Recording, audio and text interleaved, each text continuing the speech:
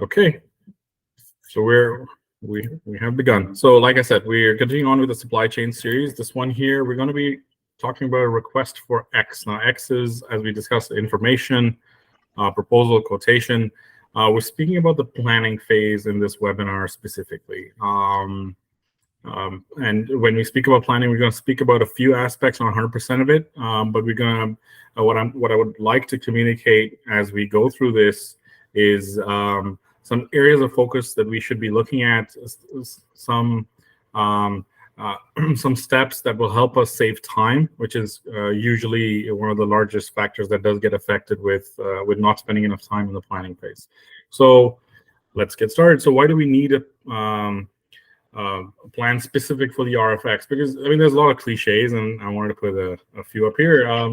If you fail to plan, you plan to fail. Poor planning leads to poor execution. All of them are true. They sound very cheesy, but they're all very true. Specific to an RFX, we need a plan up front to unlock the value that we mapped in during the strategy phase. What that means is when we're going to do an RFX, we're very deliberate. We should be very deliberate in what we want as an outcome, and that could be a number of different strategies that we have determined as the best value for our business, and planning upfront on how an RFX will function will help us with the outcome and managing the timelines, maybe the addendums, the Q&A, and more importantly, when we send the document out to our supply partners, they'll know how to bid on it. They'll know what we're asking of them. A poorly structured RFX document is extremely frustrating, and you'll be fielding calls for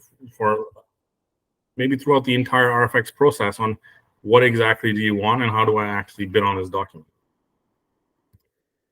Planning will help us. An RFX typically spans multiple months from when we initially plan to do an RFX to stakeholder meetings, to alignment internally, to an actual award implementation. It's typically many months, and includes many touch points. The challenge with an RFX is, even though we're going to do an RFX, the daily grind of our job doesn't stop just because we have an RFX. So some common challenges we talk about is process fatigue and losing momentum during a process. We're excited. This is a new step. We're going to unlock a lot of value. We go 100% in, and as we go through the required steps, we start losing the momentum. We start rescheduling some touch points that we shouldn't be rescheduling. We take a little longer in technical review and commercial review than we should be. So everything just starts getting elongated. And then while we're going through this fatigue, this loss of momentum, we start losing focus on the end goal, which was to unlock the value. Now, when we say unlock the value and then we have mapped during a strategic phase, there's timelines associated with that value. So the longer we delay, the less value we're generating, and sometimes we might actually lose the value because we waited so long, or we've gone through such an extended process that the market changed, and that value that we had originally determined, it isn't there anymore. And then one of the things I mentioned was we start slipping on accountability and milestones. So this sets a bad precedent internally, and it leads to a rushed RFX document that we send out to the supply base, who then get confused, unsure on how to bid. We get back bids that are incomplete or don't have the right information, and then it just snowballs in. So one of the things is, as an analyst doing this job, as a category strategy manager doing this job, the daily grind often, because of the type of work, the firefighting that you have to do, sometimes takes precedence over the strategic aspect. It's so having an engaged and active leadership is key, because when a standard starts to slip, they should be able to step in and provide the guidance and assistance. And this is actually key, because you won't be able to see it. As somebody who's going through the daily grind, you'd be like, yeah, if I just push this tomorrow or day after or next week, I should still be able to make it up. But you need somebody at a higher level and in macro vision to be able to be like, if you push this out for a week, you're actually pushing out the entire project for 4 weeks. So you need that kind of guidance up front. And of course, if the daily grind is too big, the leadership is key in stepping in and reorganizing some of the priorities and helping you out to get that the value that was determined up front, right? So what we will focus on today, wordplay there. Focus areas for this webinar will be the bid sheet, stakeholder alignment, and the RFX scorecard. We'll be going through briefly through some of these some tools, some actions, some tips. But the intent here is what I would like you to take away as a result of this webinar is, if I'm going to go to an RFX, if I'm participating in an RFX with my company, I want to keep at least a focus on, I have value that I've mapped, and I need to get there, and I need to get there within a reasonable amount of time. And these are some, if I do not put the right effort at time, these are some activities that would provide barriers to get there, right? So let's go through the bid sheet first. The bid sheet is extremely important. It requires time, effort, and a review phase before launching it into the market. I can give personal examples where I've gotten into a point where I started creating the bid sheet, and it got super detailed, super fast, and I'm starting thinking about different methods, putting it in. And when I presented that as a review to get a review from my peers, from my leaders, they helped me bring me back on track in the sense that we're chasing an X value. This bid sheet may prevent you from getting to that value. So the best practice here: create a template as you like this see the details come back from the suppliers. Once you complete it, ask a peer to help you review it and for them to provide you feedback. Oftentimes, this would also give you a chance to make round 2 improvements. The other thing is many organizations have a template that individuals can complete. But however, a lot of times we confuse a template as being the law, as if this is the only way thou should do it.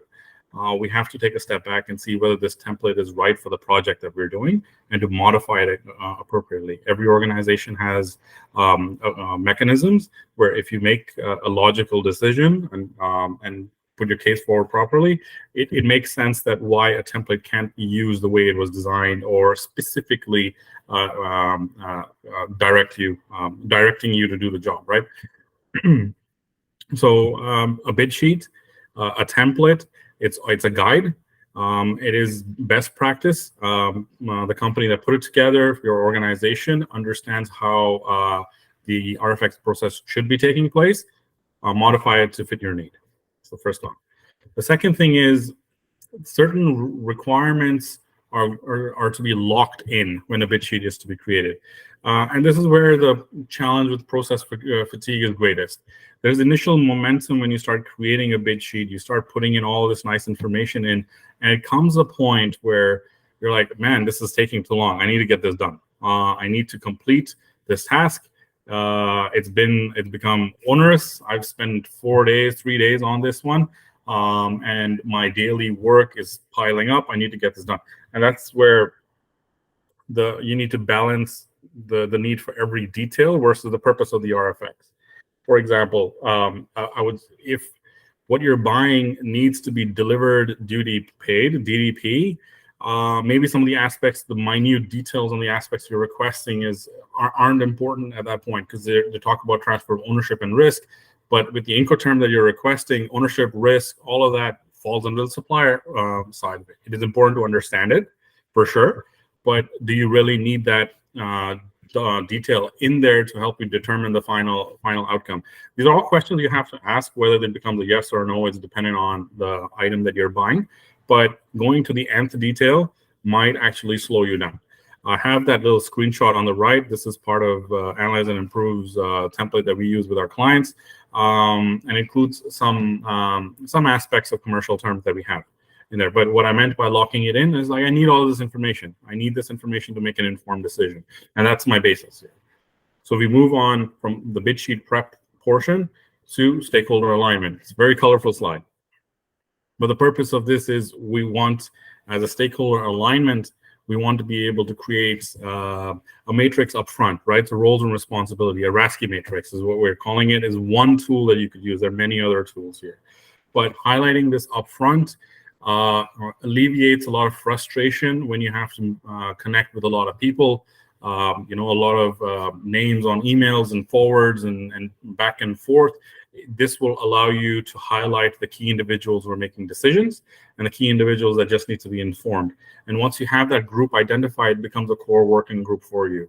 So like I said, the RFX process typically spans multiple months, touches many, many peers, many people. And if you have this organized up front on who needs to or does not need to be informed, it will help alleviate the process. Now, as an individual who's doing the RFX, this is a collaborative effort. It's not, when I say bid sheet creation and RSKey matrix, oftentimes your partners, your operational, your technical partners will be able to provide you guidance on who needs to be the sponsor, the project manager, and who else needs to be part of this group. And that is the key to success here. When you involve people with specific actions and decision making, you can get a lot out of it in a very short amount of time frame. But doing this upfront will alleviate a lot of stress. The second is meeting minutes. We've all been in many meetings where no actions there's no outcome. We spent a lot of time discussing something and nothing came out of it. One of the things that usually happens is a failure to document the purpose of the meeting and any actions that were identified. Again, the screenshot here is just an analyze and improve tool that we use for projects. It's created specifically to have a Gantt chart, for example, when we're doing an RFX, just so that as a single piece of truth, when we send it out with our clients, obviously we compile it. The purpose here is we had a meeting, there's set actions that need to be completed. We know who's going to complete the actions, and we know how they're going to affect the timeline or not affect the timeline. That's the purpose here. Every touch point must have meeting minutes. So when you get a group larger or even a small group, it does not have to be a PDF. It does not have to be a document. It could be a simple email. And oftentimes, if there's no action out of it, you still send the email out saying, this is what we discussed. No actions were recorded. And just save that as something that you can file away as part of the RFX process. It will help with a lot of, again, stress down the line. Like I said, multiple months, a lot of things happen over that period of time. People could not remember what we spoke about on why the plan is following the plan. That's the other thing, right? When you have meeting minutes and you're coming towards the midpoint or the latter half of the RFX, all of a sudden, you'd have a question that would be asked, why are we doing it this way? How do we make that decision? This is where you would be able to come in and be like, this is what we decided as a group to do. And it will help answer the question. The rationale should be there. It will be there because that's what we discussed. So stakeholder alignment, you get your roles and responsibilities aligned, and you document all the meetings that can happen. Now, and the last piece of the prep work, right? The last step is the scorecard. This is extremely important. It usually doesn't happen at this stage. We speak about it. We discuss it as stakeholders on how we're going to rate the proposals that are going to come. But the key point here, you can issue an RFP, you can close an RFP, but you can't open the RFP if the scorecard isn't completed. This adds a little bit of urgency. If you bring it up at the planning stage, you can have this completed prior to the RFX closing. This gives, in terms of orders of priority, this would be an action that once I launch an RFX, I need to get this done as soon as possible. And like I said, again, when you look at the screenshot, you see 3 different areas. You see the adherence to values, which is company, which is non-negotiable at that point in terms of what do you call it? Anti-corruption and other associated provisions. You see the technical and you see the commercial. This is supposed to be an all-inclusive. You sit down with the stakeholders and you come up with what is an appropriate scorecard that you would evaluate all bids with, and you get something like this. The screenshot again is part of our toolkit that we use, and it helps keep everybody I guess honest when we're looking at proposals, right? So when you look at all of this, you evaluate them together and you get the best outcome. Or in this case, when you look at the screenshot, you see a lot of reds, greens, yellows. It gives you an idea on where some bids are strong, some bids are weak, and then you, as an organization, as a group, can assign a risk level and state, is this acceptable? If I was to go with vendor 2 and the commercial is quite poor, but the technical is very good, is this the best for my business? And have the decision make, have an open decision making at that point. This does not mean that you're sharing sensitive commercial information with everybody. This is a way that you've evaluated the proposals and you've given them a score. So you're reviewing the scorecard with everybody, and that group that you have to make a decision that's best for the company. And then coming up to, I guess, the final slide before I wrap up again, is where the impact will be felt. Every company has an internal scorecard. We look at KPIs. When we consider doing an RFX for specific activities, we want to be able to demonstrate the link that RFX will have to a KPI internally.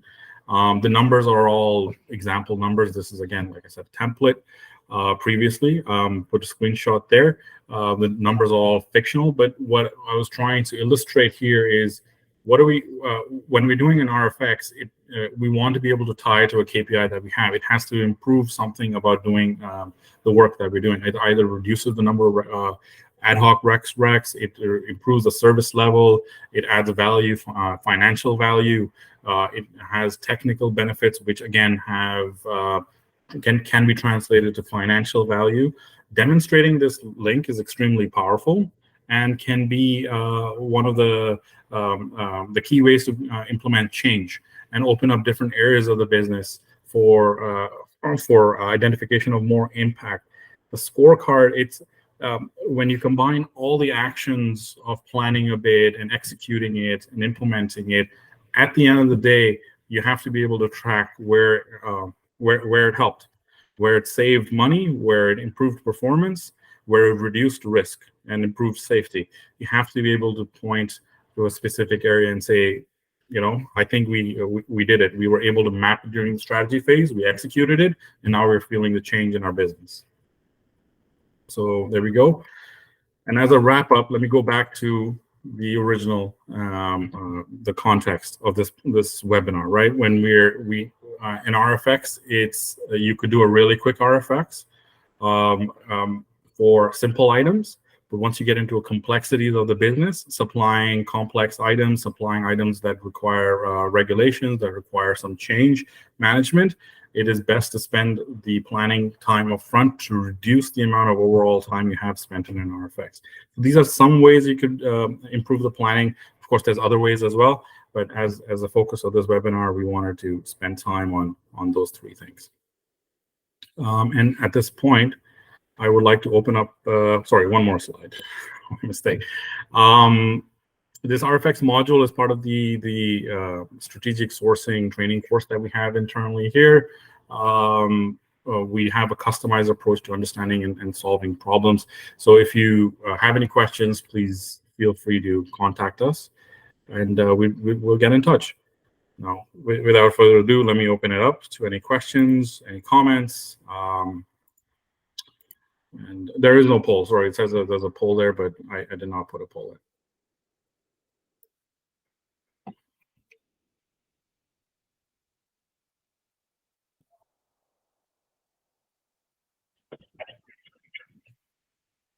Just one comment. Sure.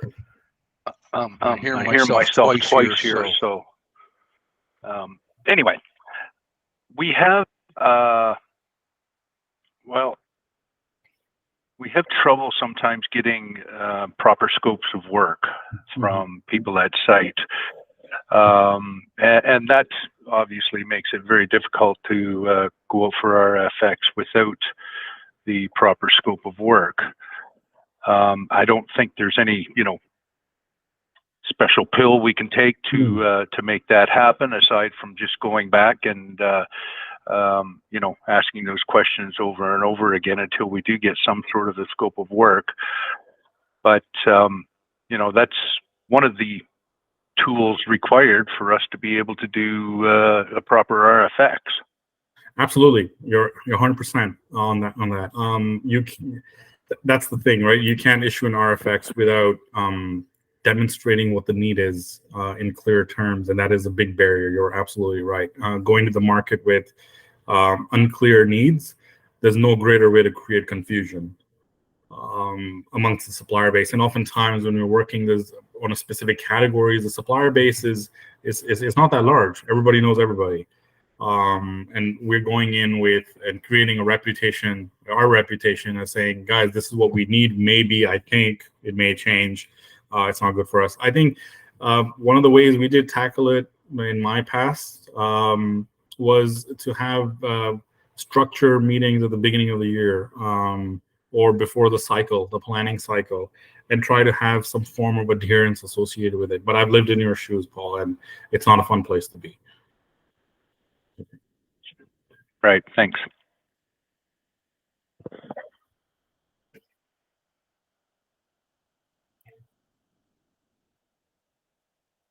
Yeah, I mean, if you don't have any more questions, we can keep speaking to Paul's point, because that's a very common issue we face in procurement, specifically in procurement, is when we have certain agreements expiring or pricing structures expiring, and we don't have the necessary information to proceed to the next step. We could talk about some solutions here if you don't have any more questions. Like I said, one of the ways is you get in touch with the stakeholders early. You get in touch with stakeholders leadership early. What also helps is demonstrating visually the procurement process flow, or the contracting flow that you have within your own organization. That's also helped in identifying, guys, you can come to me whenever you want in a given year, but know that in our company, it takes X days to do this job. And these are the hierarchy levels that I have to go with in order to get contracts approved internally, or these are the milestones that I have to meet. These are the non-negotiables within this organization that must happen. So you can come to me anytime, but know that it's going to take X. So that in itself has been a powerful way where I was able to work with my team, and we were able to present visually, right? So this is how long it's going to take. The second step, like I said, is transparency and over communication. And it's not, as a procurement analyst or category managers, you can't be fighting this battle alone. That's where you get your leadership involved and say, this is the problems that we're facing. Here's consistently the same things that were happening. Now, please help go and speak to your peers in the operation side, go speak to your peers in the leadership side, and get some form of inaction. It doesn't happen quickly. Change doesn't happen quickly, but this is some of the few areas that we had done in the past, as in my previous life, that did help make some change in some categories. Not 100%, but in certain categories it did get better than others. Hi, Shafi. I'll just make a comment that sometimes you have to, and I think you alluded to this early, is to step away from the expectation of contracting perfection on the outset. So you can build an evolutionary character into the result of an RFX. You can do change orders, and you can take advantage of clauses that allow you to cancel contracts that aren't working. So to do a 3-year contract and say, well, we'll live with something bad for 3 years because we made a boo-boo at the front end is the wrong way to think about it. These things all have opportunities to make changes and evolve as you go through and as you learn. And sometimes our suppliers know more than we do. And especially if you're not working with somebody on the consumption end that's fully familiar, you just have to go in and allow evolution to happen and fix things as you go. So it's my thought. Perfect. Thank you. I mean, that's great. I don't have anything else to say. Sharon summarized it perfectly. Contracting evolution in operations is also a strategy, and oftentimes, like you mentioned, they know more than we do, so we can use their expertise.